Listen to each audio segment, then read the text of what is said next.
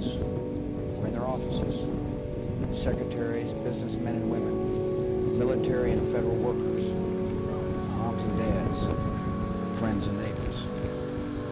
Thousands of lives were suddenly ended by evil, despicable acts of terror.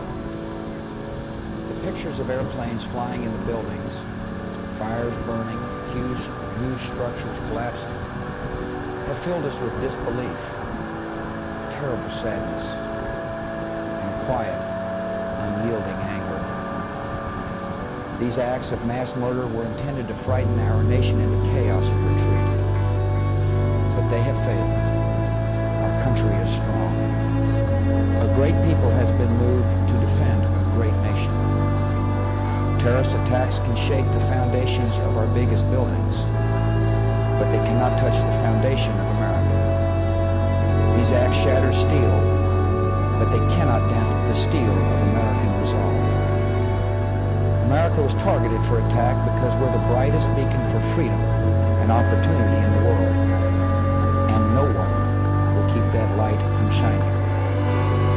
Today our nation saw evil, the very worst of human nature, and we responded with the best of America. With the daring of our rescue workers, with the caring for strangers and neighbors who came to give blood and help in any way they could. Immediately following the first attack, I implemented our government's emergency response plans. Our military is powerful and it's prepared. Our emergency teams are working in New York City and Washington, D.C. to help with local rescue efforts. Our first priority is to get help to those who have been injured, to take every precaution to protect our citizens at home and around the world from further attacks.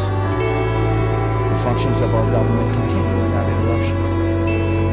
Federal agencies in Washington, which had to be evacuated today, are reopening for essential personnel tonight and will be open for business tomorrow. Our financial institutions remain strong, and the American economy will be open for business as well. The search is underway for those who are behind these evil acts. I've directed the full resources of our intelligence and law enforcement communities to find those responsible and to bring them to justice. We will make no distinction between the terrorists who committed these acts and those who harbored them. I appreciate so very much the members of Congress who have joined me in strongly condemning these attacks. And on behalf of the American people, I thank the many world leaders who have called to offer their condolences and assistance.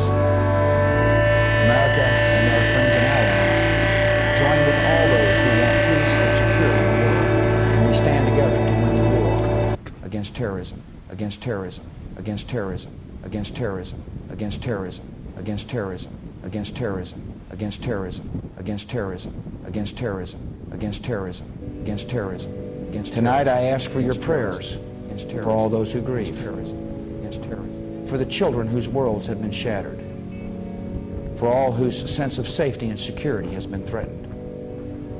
And I pray they will be comforted by a power greater than any of us, spoken through the ages in Psalm 23.